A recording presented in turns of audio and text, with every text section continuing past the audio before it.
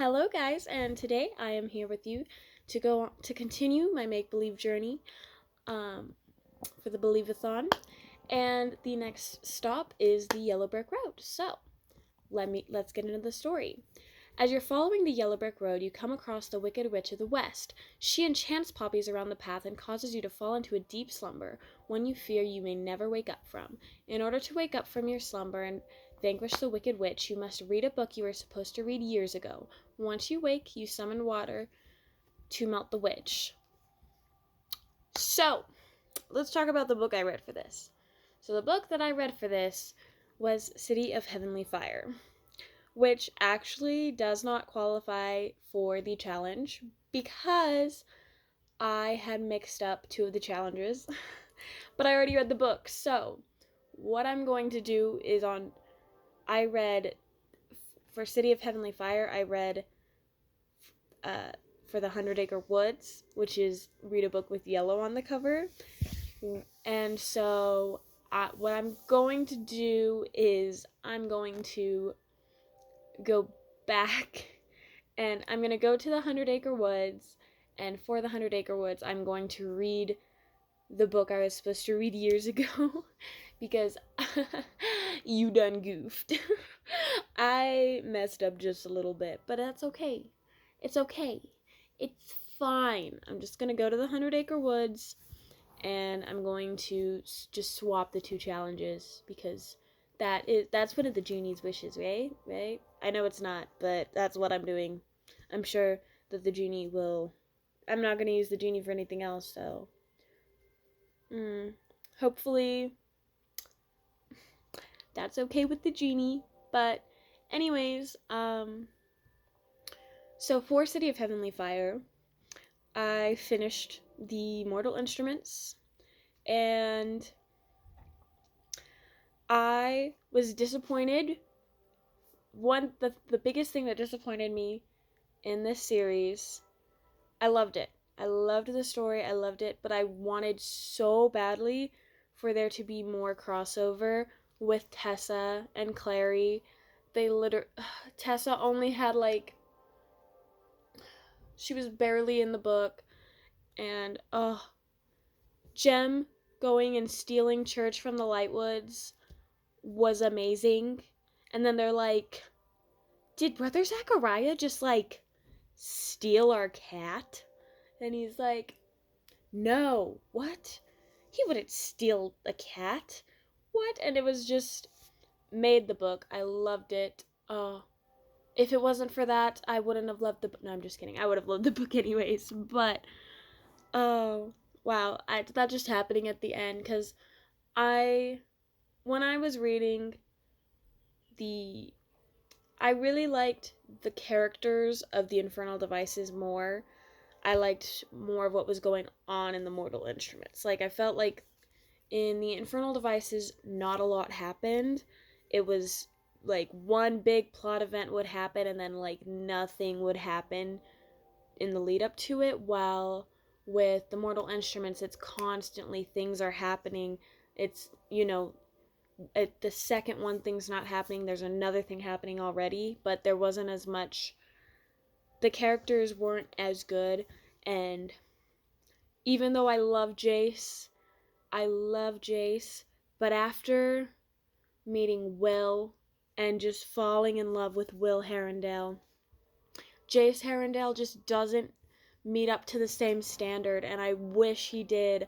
I so wish that he did, because I love them both, but Will Herondale is superior.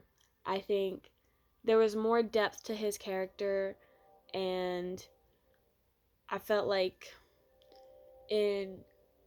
not in City of Heavenly Fire, but in City of Lost Souls, Jace just annoyed me because he was tied to Sebastian, and it was like, he's Jace, but he's not Jace. And then in City of Heavenly Fire, it would have been so cool if he kept the Heavenly Fire and learned how to control it instead of them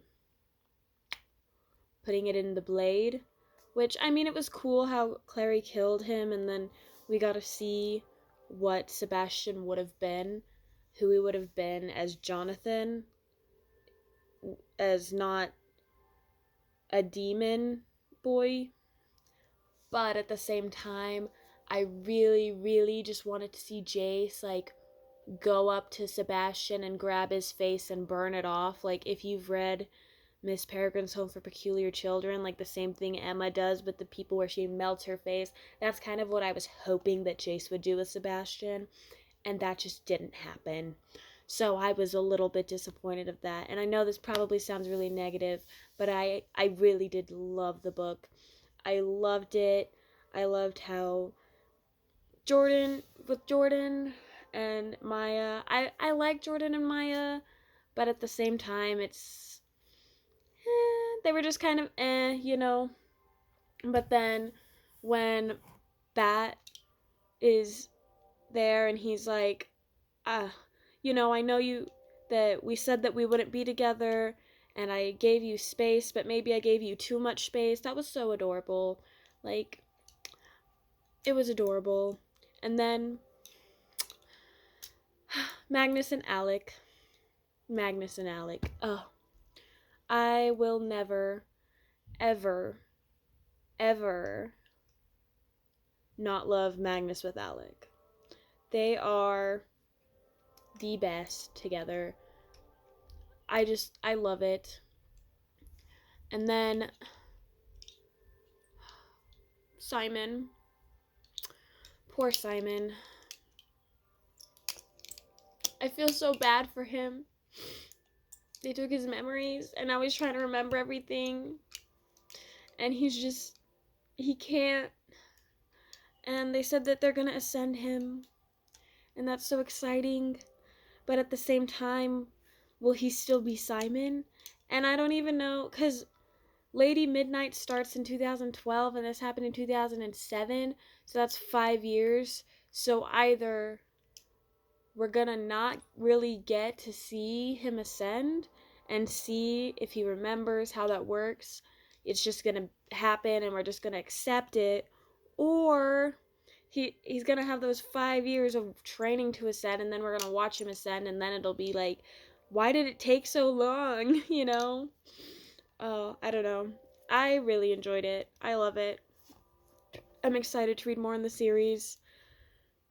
I want I just want to see how everything goes. If City of Heavenly Fire was the last book in the series, I would be very, very disappointed. But knowing that afterwards comes Lady Midnight, and then Lord of Shadows, and Queen of Air and Darkness, and then after that there's going to be another trilogy that takes place afterwards, and then there's the Lost Hours, the Last Hours, the one that has Will and Tessa married.